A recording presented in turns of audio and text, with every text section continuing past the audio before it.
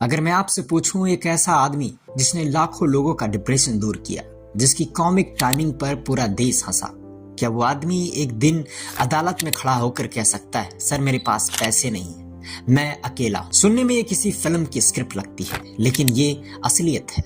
5 फरवरी साल 2026 राजपाल यादव तिहाड़ जेल में सरेंडर करते हैं और यहीं से सवाल शुरू होता है, क्या ये सिर्फ एक चेक बाउंस केस है या ये कहानी है गलत फैसलों, कानूनी लापरवाही और ग्लैमर इंडस्ट्री की सच्चाई? आज हम पूरी कहानी टाइमलाइन में समझेंगे, बिना ड्रामा, बिना पक्षपात, सिर्फ फैक्ट से। शाहजहांपुर का एक लड़का एनएसडी तक पहुंचता है। मुंबई में 6 लोगों के साथ एक कमरे में रहता है, संघर्ष करता है और फिर बन जाता है बॉलीवुड का सबसे भरोसेमंद कॉमिक चेहरा। भूल भुलैया, ढोल, चुप चुप के, हंगामा, उनका रोल छोटा होता था लेकिन इम्पैक्ट सबसे बड़ा।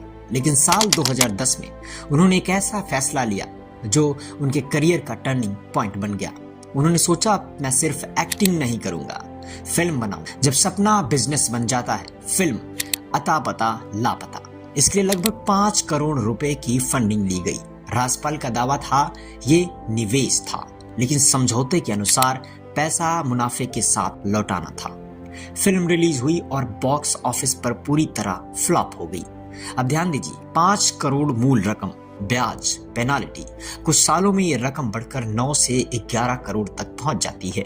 और यहीं से शुरू होती है असली कानूनी कहानी।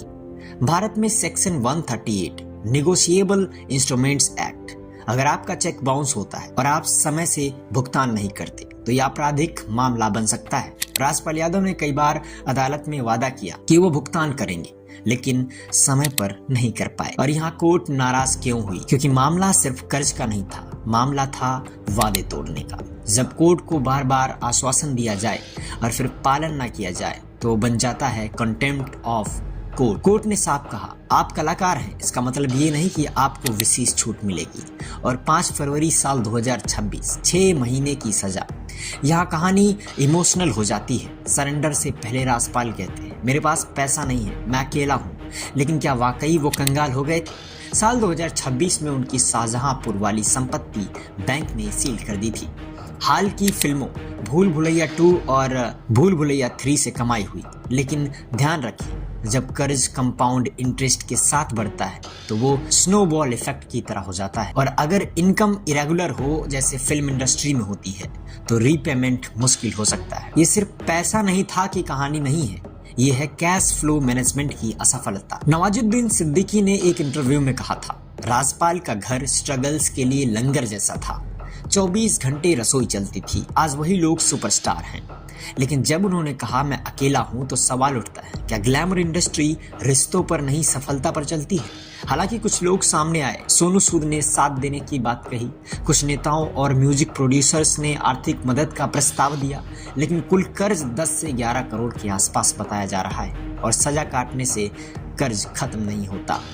बहुत लोग कहेंगे फिल्म बनाना गलती थी, लेकिन असली गलती शायद वो नहीं थी। गलती थी रिस्क असेसमेंट की कमी, लीगल प्लानिंग की कमी और कोर्ट कमिटमेंट्स को हल्के में लेना। एंटरटेनमेंट इंडस्ट्री अनप्रेडिक्टेबल है, लेकिन कानून प्रेडिक्टेबल है। और कानून भावना से नहीं, दस्तावेज से चलता है। इतिहास गवाह है, कई कलाकार गिरे हैं, जेल गए हैं और फिर वापसी की है। राजपाल यादव के पास अभी भी गुडविल है, पब्लिक सिंपैथी है, टैलेंट तो है ही। सवाल है, क्या ये चैप्टर उनके करियर का द एंड है या सिर्फ इंटरवल? ये कहानी हमें सिखाती है, सपना देखना आसान है, सफलता पाना मुश्किल है, लेकिन सफलता को संभालना उससे भी ज्यादा मुश्किल है।